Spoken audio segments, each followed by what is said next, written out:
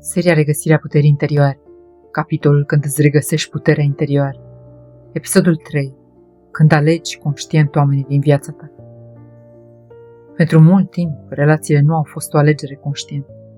Au fost un răspuns la nevoia de conexiune, la nevoia de a fi văzut, la nevoia de a nu fi singur.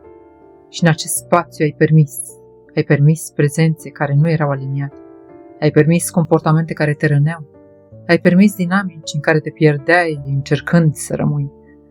Nu pentru că nu ai știut, ci pentru că ceva din tine avea nevoie. Avea nevoie de apropiere, avea nevoie de validare, avea nevoie de sens. Și poate că pentru o vreme asta a fost suficient, sau cel puțin părea.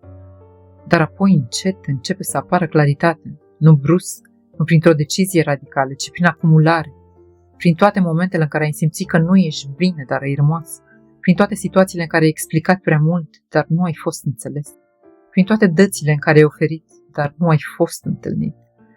Și la un moment dat ceva se schimbă, nu în ceilalți, în tine. Începi să vezi nu doar cine sunt oamenii, ci cum ești tu în prezența lor.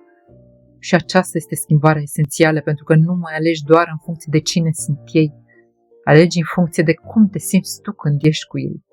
Ești relaxat sau în alertă? Ești tu sau o versiune adaptată? Ești deschis sau atent la fiecare gest? Și în această observație începi să vezi adevărul. Unele relații nu te cresc, nu te susțin, nu te văd, dar le-ai păstrat pentru că erau familiare, pentru că erau acolo, pentru că erau construite pe standardele societății, pentru că era mai ușor să rămâi decât să pleci. Dar acum nu mai funcționează la fel, pentru că nu mai ești același și din acest loc începe alegerea conștientă, nu din reacție, nu din revoltă, ci din aliniere.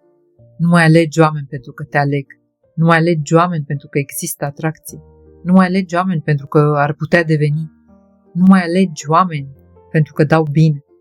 Alegi oameni pentru ceea ce sunt, pentru ceea ce oferă, pentru cum te simți în prezența lor.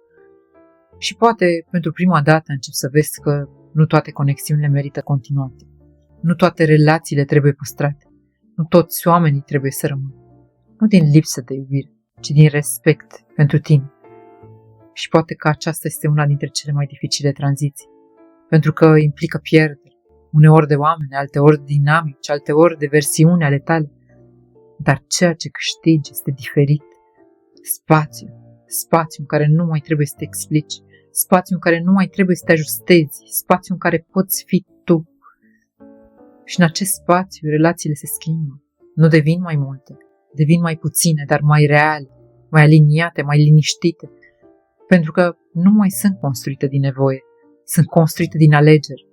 Și poate că, pentru prima dată, nu mai cauți oameni care să te completeze, cauți oameni care să fie întregi în prezența ta și care îți permit să fii întreg în prezența lor.